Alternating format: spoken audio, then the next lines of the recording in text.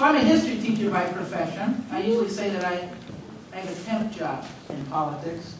I'm a history teacher by profession, and I know that this is a great country, but it's an imperfect country.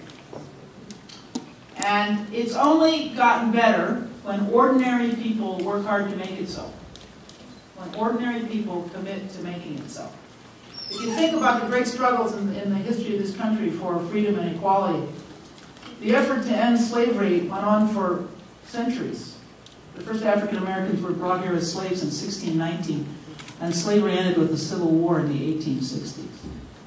If you think about the struggle for women's equality, women's rights, women didn't get the vote in this country until 1920. The year my mother was born, 1920. So we have to understand, as we work to make this country a better place, that the struggle we're in will last for decades. Some of the things we want to see may not be achieved in our lifetime, but that shouldn't discourage us. Just as it didn't discourage the people who fought to end slavery or for the equality of women. We got a tough road ahead of us. I want to commend Commissioner Garcia. Chewy, why don't you stand up?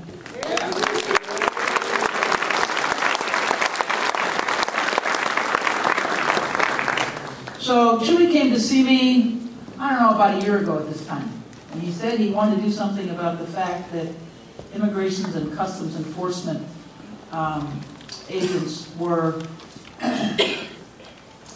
had asked us to detain people in our jail beyond the time the courts allowed them to be free on bond.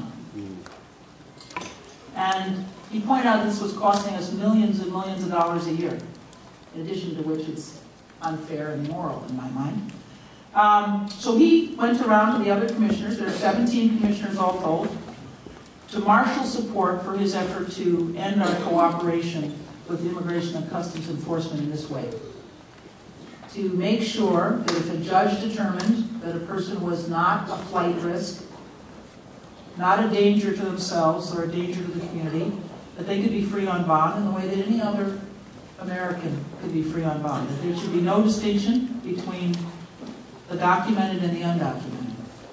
And it was hard work for Commissioner Garcia to marshal the 9 votes that he needed to pass this. Very hard work. But I was pleased to support him, and in September, the Cook County Board of Commissioners decided that we would no longer honor what they call ICE detainers.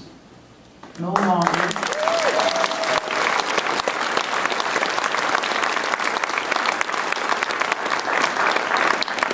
That we would no longer hold people beyond the time that a judge, and the judges are responsible for these decisions, that a judge decided that they could be free. So we passed that in September. It was not unanimous, unfortunately. I wish I could say it was. And there continues to be a struggle around whether this was the right thing to do. There's no doubt in my mind, but this continues to be an issue. You heard from Jane Ramsey that there's going to be a hearing on the matter this Thursday, this coming Thursday. We need your help and support, because the opponents of this reasonable action by the Cook County Board of Commissioners will be out in force in an effort to embarrass us and undermine our efforts to have this country be a more just place. So we need your help and support. But I want you, Chewy's going to come up in a minute, I want you to be sure that you understand that what he did took courage and hard work, organizing in the best American tradition. If we don't organize, if we don't work, if we don't persist, we're not going to achieve what we want from this country and in this life. So I'm very grateful to Commissioner Garcia. I'm grateful to all of the commissioners who supported our efforts to help make this country more just. And I hope that when he comes to the podium, you'll welcome him warmly and thank him for his good work. I'm grateful to ICIRR for their 25 years of commitment to immigrants and refugees. This is hard work, often unpopular work, but very important nonetheless. So congratulations to ICIRR, and thank you all for your interest.